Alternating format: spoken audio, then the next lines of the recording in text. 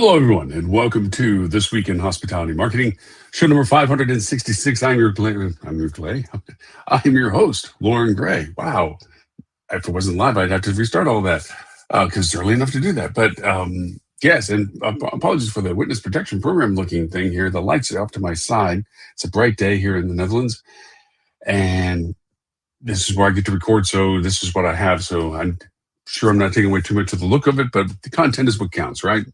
Speaking of which, topic today has been brooding out of a couple of conversations as we talk more about how we manage our monitoring of our data, what we're getting for data, how we're using that data, how different people want the data, but they only want it for certain ways. We're going to talk a little bit more about all of that today in our topic of the dawn of the new BI, business intelligence.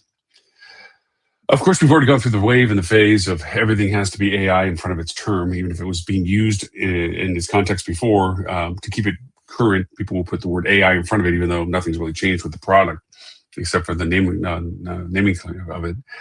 We are coming up with some very large conferences, High Tech and HSMAI's commercial conference, not next week, but the week after in San Antonio. And of course, every topic in there has AI as a prefix. It's kind of like when you get a fortune cookie and you always start the fortune cookie reading with whatever term makes people laugh.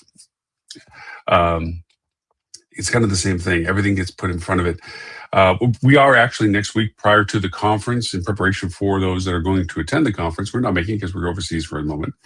But a lot of my friends, cohorts and what have you are there. If they're not already speaking, they're participating. If they're not already participating, they're attending. Quite expensive, amazing the prices that they're able to call for these days. Anyway, I digress. That's all next week. Next week will be conferences, content, and you. That's our next week's conversation. This week, however, we're focusing on the new BI because you're going to get exposed to a lot of business intelligence tools. And a lot of it's going to say AI to it. I'm going to tell you that now if you already haven't guessed that. And AI, as we understand it, have become better to understand it, is a lot different than machine learning, algorithmic build, predictive, and so forth. It is a process of extracting the data in a way that is most useful to the user. Let's break down a little bit of what we mean business intelligence tool and audiences that are looking for business intelligence. Now, this is not to be disrespectful to anybody in their roles or in their positions, but we all have certain skills in what we do. We have certain departments that we're in charge of. And because of that, they're usually magnetic towards our skill sets is what we do in the departments and our roles. Doesn't mean we're completely diverse in other skills and roles than other departments. We have working knowledge of them, maybe fluidity with them. Maybe we did work in that department and have a good intimate relationship with, but now working in this department, so we have a detached relationship with it. Or you're over several departments, but you may not have worked in all of them. The point I'm trying to make is that out of all the people that look at data, and everybody has to look at data, there's not a role in our business that does not look at data. Even if you're an engineer, a houseman, a housekeeper, data is used. Example for a housekeeper, your cleaning time per room, your productivity levels per room, your yield of what you do, the cost of the products that get used as to how much you use them and so forth. Even though you may not be the one that actually tracks it, you're the one that's talked to about the functionalities of it. Houseman, the same thing. There's not a single role in our industry, and lots of industries, that do not require a working understanding of data or use. So 95% of the people that look at data need it out of two contexts, familiarity and relevance.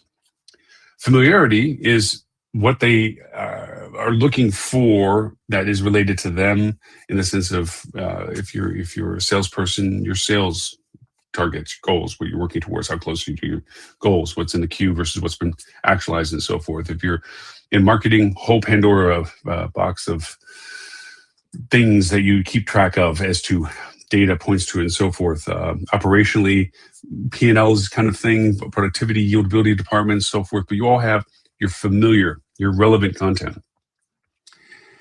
And with data, you tend to look at it for a lot of reasons, but the biggest reason is awareness.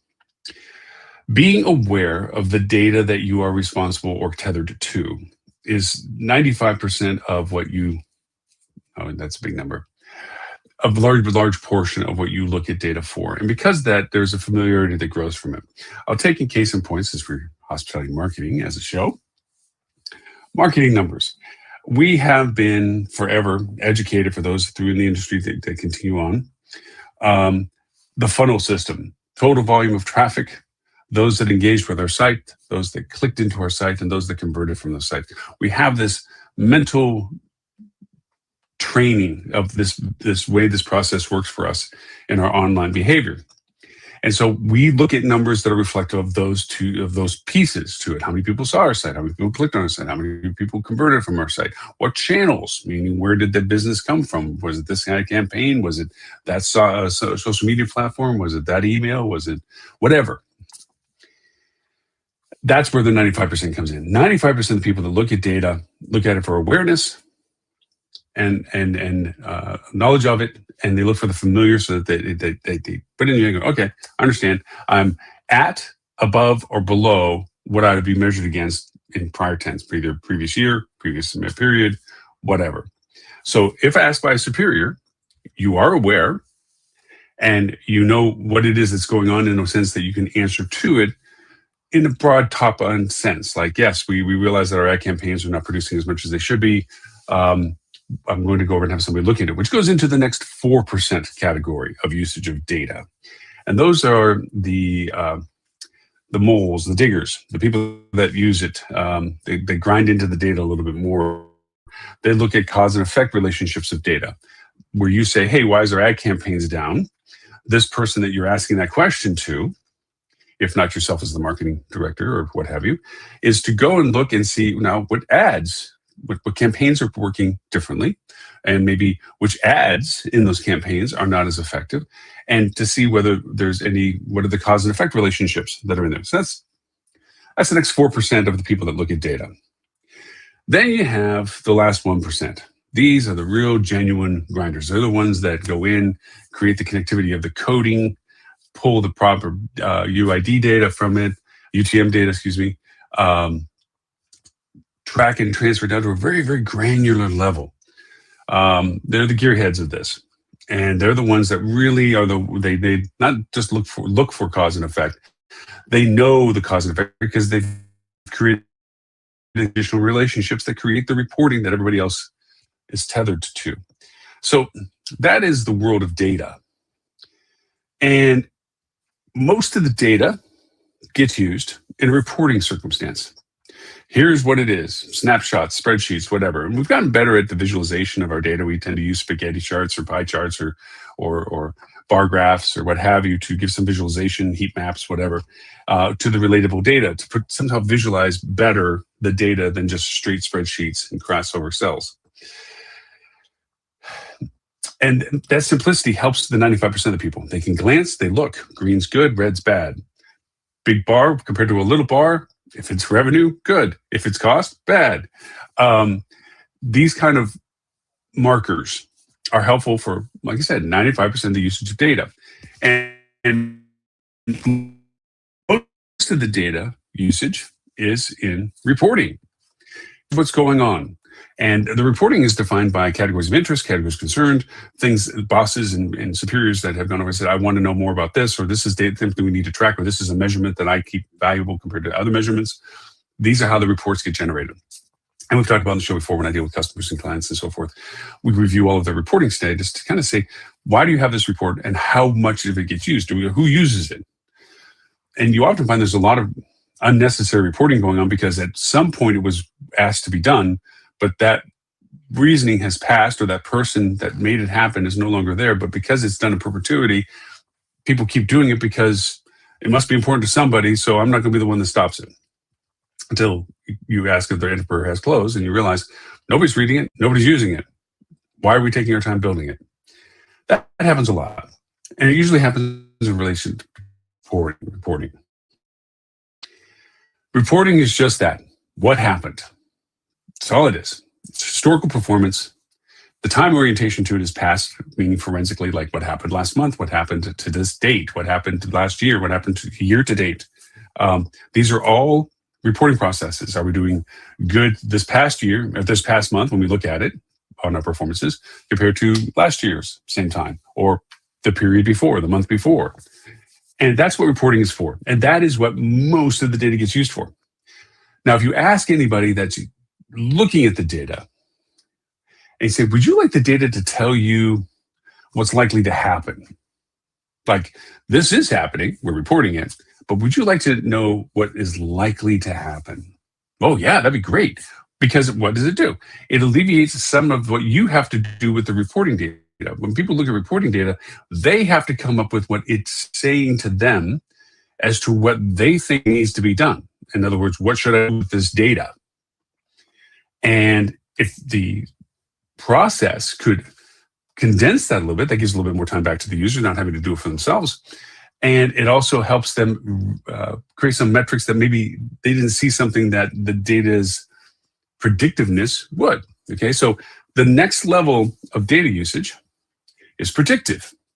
And it truly answers the word, what is likely to happen?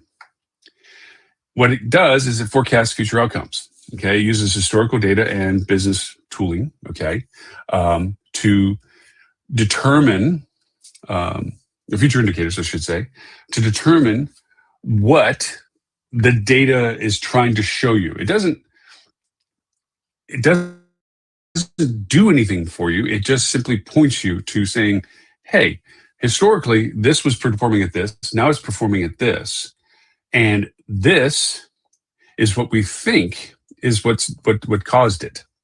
That your production of your ad campaigns went up 10% or whatever it is. It identifies the variation from just you looking at the historical data reporting and making your own interpretation of it. Okay. This is usually used more for analysts and revenue teams because it's helping them get a head start or jump start or an early start on what they need to do with what they function as: rates, inventory availabilities, yield abilities in general for each day. If there's a predictive aspect to the data where they don't have to go from zero every day to look at what the report is saying and then they do their interpretation with it, okay, it helps speed up their reads by knowing early on what direction they should go. Now, the third level of this conversation of data is the magic one. And it's the one that's going to be the hardest for us to get used to. And that's the prescriptive. Prescriptive is not just reporting, telling you historically what happened, not just predictive and telling you what happened with it, you know, what created these variances. It's telling you what you should do about it. What should I do? I know it happened predictably, excuse me. I know the variations that are happening. And now prescriptively, I've been given suggestions of what I should do with it. I need to increase rate, reduce inventory, change ad campaigns, expand this channel, diminish this channel, whatever the cause and effect relationships that would mitigate down the variances that you don't like or enhance the variances that you do like from the predictiveness of the data that you have. It's actually giving you that, say, you should do this. Why I say it's the hardest one for us to do is because, one, we're going to be, this will be the last link in the chain of allowing it to do it automated for you, okay?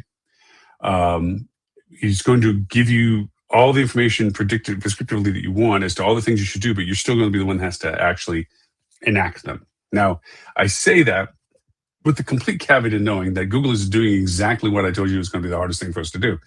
It's automating the decision process prescriptively with its ad campaigns on a black box that we don't know how it does it. You go to PMax, you go to any of the AI automation marketing tools that they have, and you basically feed it, tell it what you want it to do in the sense of revenue generation, audience building, whatever it is, and it will go and do that, and not tell you how it does it, but it goes through the entire process of reporting to itself, predicting the variations to it, and then prescriptively defining what it's going to do. And it does it all behind the scenes and then shows you what it ends up as at the end. Little sausage factory. You just keep feeding the stuff in the front, and makes the sausage at the other end. So that's the spectrum of data and how we're using it. Now, I told you the topic today was about BI tools, business intelligence tools. And for those of you going to the conference soon, you're going to be exposed to a tremendous amount of shiny new business intelligence tools. Some of them old with AI slapped on the front of their name to show that they may be fresher and newer. Some you've never heard of before. Some of them they're going to be hyped, and other ones are going to be quiet. But there's going to be a lot of them. And what you're going to see is some really cool visual interfaces of data. Now, some of the early stages of what you're going to see in BI tools. First, you're going to see tools specific to channel. This is looking at your Google ad campaigns, taking maybe data out of BigQuery if you're using that, where it's a little bit more depth of data, a little more granular capabilities of using it, or just your GA4. And it's going to give you information in a reporting sense with better graphics, maybe some geographies, maybe some segmentations, maybe some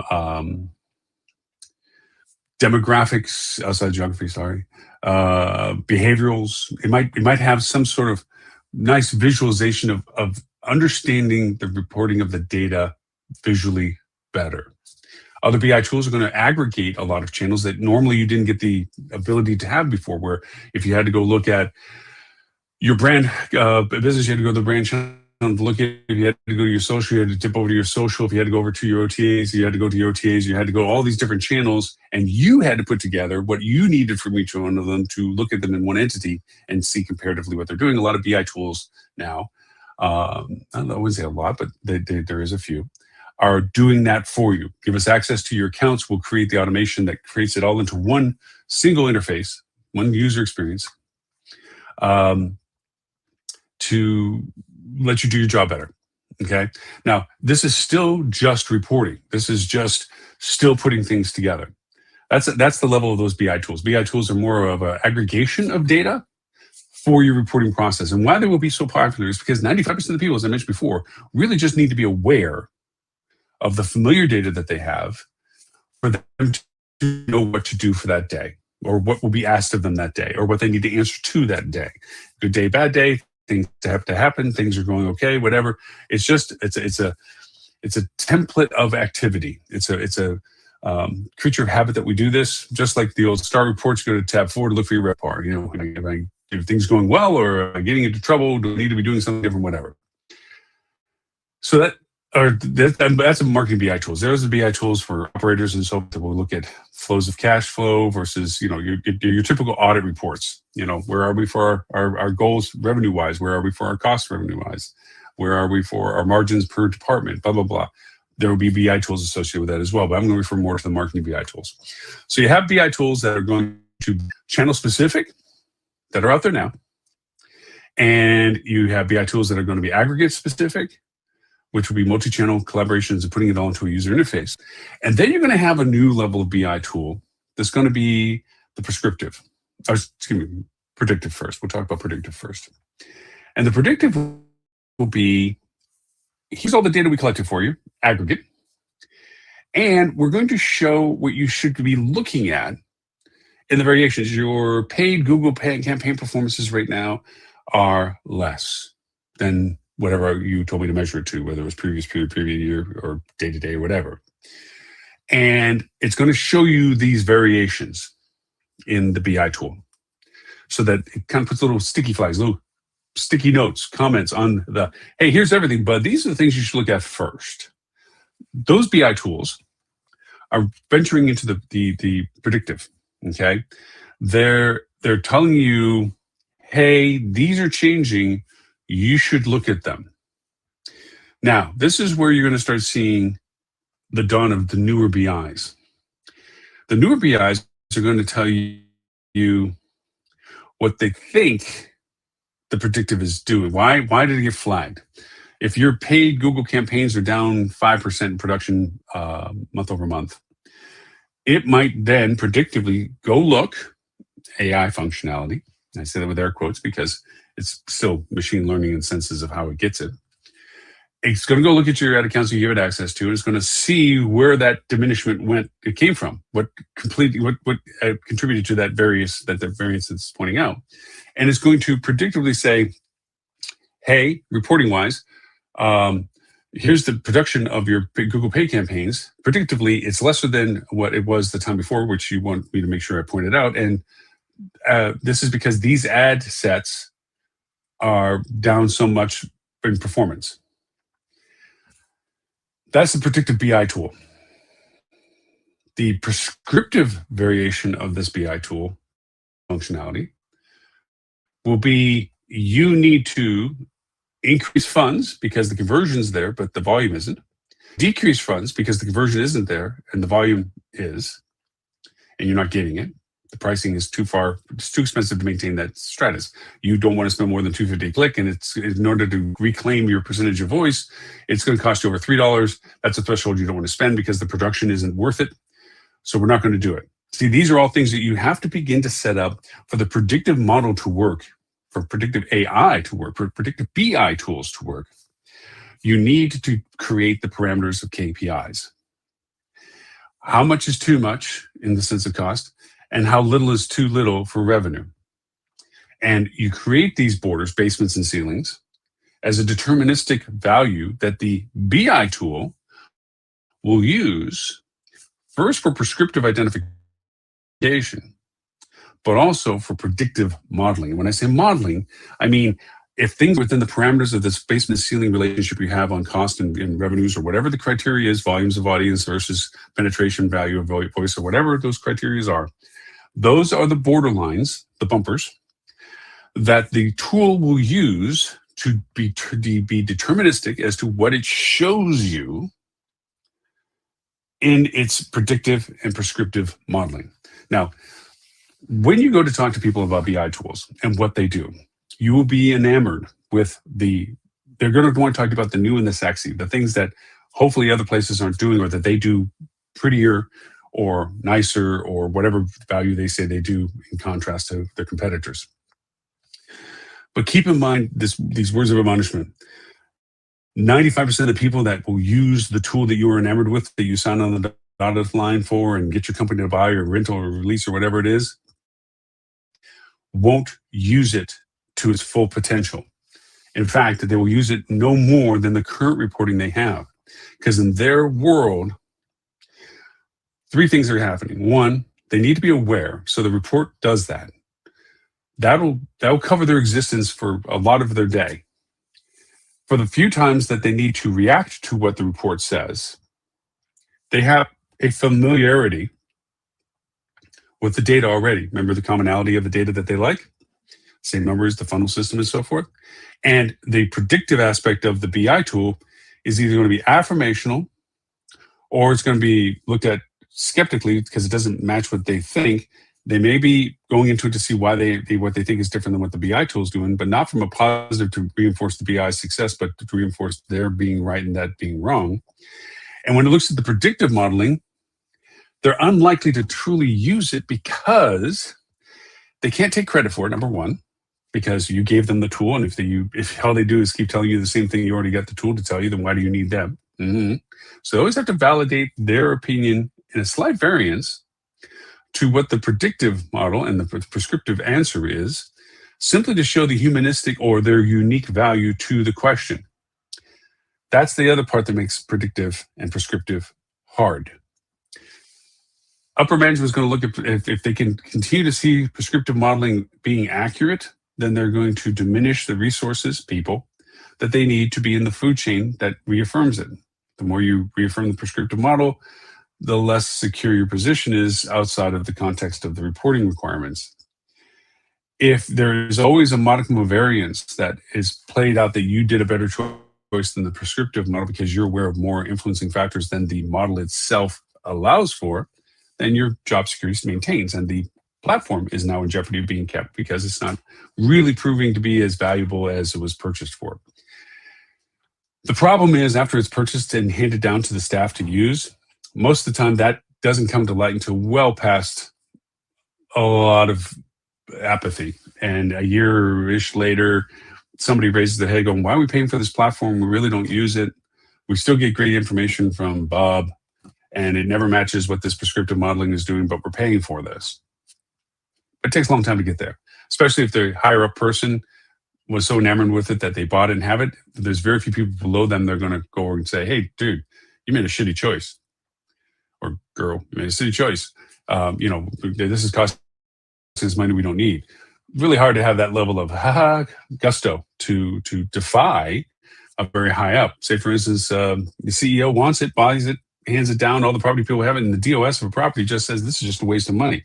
Do you really think that they're going to go all the way against the CEO, 5 levels up their food chain, to say that this platform doesn't work? They'll first be discredited for not having a broad enough perspective of it to know the value of it to the entire company. And that's because if they don't think of it's valuable for their individuality, then they're not a team member. You see how it spirals. It happens that way. It has happened that way, and it will continue to happen that way, sadly. So the dawn of this new BI program is you're going to get a lot of exposure to what the full capabilities of. 3 things you need to be asking when anybody's starting pitching a BI. 1, have they already integrated with the things that they said they integrate? Can they really access that data? That not just can they, as in hypothetically, they have the open API to do so. Have they actually accessed that data? Have they been able to connect that platform that they said they can pull the data? Can they pull it from all the places that they say that would bring brought together and makes this massive picture? Can they? And have they? Okay. Secondly is model accuracy with it, the predictive and the prescriptive. Have they run it with whomever they've worked with on using it to create an accuracy factor? How accurate was the prescriptive analytics used and produced? When it said this was wrong and you did what exactly it said that you needed to do, and only that, did it correct for it in a way that you were satisfied with? And the third question to all of this is, how progressive are they continuing to build the prescriptive model, which goes back to the variances and variables of data that are allowed in. And I say that because you can look at 1 or 2, 3, 4 variables, occupancy, ADR, so forth, and make a measured decision on what you want to do for rate and availabilities. But if you were to include weather forecast, traffic densities, lift densities, but a lot of other data sets, and put it in, you might find that there'd be a completely different answer that, although historically you should be able to raise your rate and offer restricted inventory for yieldability, you're under hurricane warning. That's not going to work because you're going to have to close in the hotel or nobody's going to want to come anyway. So you have to include a broader and broader spectrum of data for that predictive model to be more and more accurate with its value proposition of telling you what you should do about the variances you're asking it to monitor. So when you're looking at BI tools, I would say, and this is really weird for me to say, invert the pyramid of demand. Look who the least common denominator needs to use it and does it help them? The 95% people that look at data. Does it help them? Does it visualize it better for them? Does it give them a better insight? Does it give them more awareness? Does it make their job easier, better, and more efficient and accurate? If that's a yes, then lean into the idea of whether that's valuable. Because at the end of the day, by having the population support the usage of the tool usually reaffirms the CEO who bought it that he made a good choice or she made a good choice. And it provides value. Does it do all the bell and whistly stuff? Well, hopefully people within your organization that do enjoy those aspects of it, use those aspects of it and actually push the platform, the software system, whatever it is, to continually refine better what it does do based on its real world usage. And so it turns into a mutually beneficial relationship. The developer is getting better at their product development because the case usage that they sold it to is giving them good data to work with and functional performance data to be deterministic as to their modeling associated with the prescriptive modeling. That symbiotic relationship is profoundly excellent. Yes, they're going to sell it to other people. Good for them. That's why they took and made the investment to build it. But you got the benefit of helping them build it better by it being better for you in doing it. Plus, also you have the first lead in, first choice of making it, first success stories with it. You're in front of the line that is now following you. And it's always hard because in the C-level, there's always 3 questions that get asked. How much money do you make from it? How much does it cost us? And who else is using it? Those are the three kisses of acceptance or death of a product's adoption. And the who else is using it usually kills a lot of it, because if you're going to want to be in the forefront of things, sometimes the answer is nobody. You are, which means it's going to have its quirks. It's in your idiosyncrasies and its problems, and then you work that into the negotiation of the contract. How durable is the contract? What are the exclusions and exceptions to it? What is the performance markers? What are the price variations? Those kind of things. So, want to talk about the BI tool because it is such a critical component of what will be discussed in the coming weeks with the conferences as they are. This is the chance for everybody to come up with their Sunday best and show off all what they're doing in BI tools. Everyone's going to want to talk about how they can do it bigger, better, nicer than everybody else. Make your comparisons. Consider the three questions I brought to the table as to how you should look at them. And again, invert the process of the largest impact of value. Not the one person or that 1% in your organization that loves grinding out data and that this predictive model is going to be they're going to be so happy with it. It's the 95% people that need to have the awareness of the reporting and a working knowledge of what it means to them. Those are the people that if you satisfy the demand by giving them the tool or improve their world by giving them the tool, that's justification for continued interest. The rest of them can follow suit because it'll be helpful. So, I think I hit it. I was very happy to bring up the topic with it, the dawn of the new BI. If you're watching us on our TV channel, thank you so much for catching us on the channel. We're in 209 countries, translating 11 languages. We will recast this show at 11:30 a.m. Wednesday morning, both Sydney, Australian, and London time for our APAC and EU friends. I do know that the HSMA conference is going to be in San Antonio along with High Tech. A lot of representatives are going to be there, so you'll probably see hospitality marketing walking around and press tags. It'd be interesting to see what kind of feedback. Please reach out to me at htm.news/talkback. Feedback on your thoughts, or send me an email, Lauren@Hospitality Digital Marketing, as to stories and antidotes and things that you saw in the conference content and so forth. I'd love to hear from you on those. May change our topic list right after the conference to kind of address some of the things that came up from the conference. So please get back with me on any of those. If you're watching us simulcasted on Facebook, LinkedIn, YouTube, Twitch, thank you so much for catching us. A lot of our associations, HSMA being one of them even, for broadcasting us on their channels and their pages. Thank you so much. Along with a lot of corporate relationships and so forth. Thank you for sharing our content out there as well. You can also catch replays of the show on Hospitality Radio at hospitalityradio.com. We're in 39 countries with it. And of course, hospitalitychannel.tv. Catch all of our reruns there, and our app, Apple iOS and Google Play, Hospitality Channel. Catch the show there. I'm going to try to put up some product showcase B-rolls that we're going to try to get at the conference on the TV channel to kind of highlight some of the best that we saw, or people that they saw some of the best pitches from. We'll put that onto the TV channel after the conference. That should be fun and interesting to put together. And again, reach out to me for any questions, comments, what have you. If you're a hospitality marketing professional, want to join a peer level group, hit me up at hospitalitymarketing.club. So with that, my name is Lauren Gray. I thank you for the privilege of your time. I look forward to talking to you next week.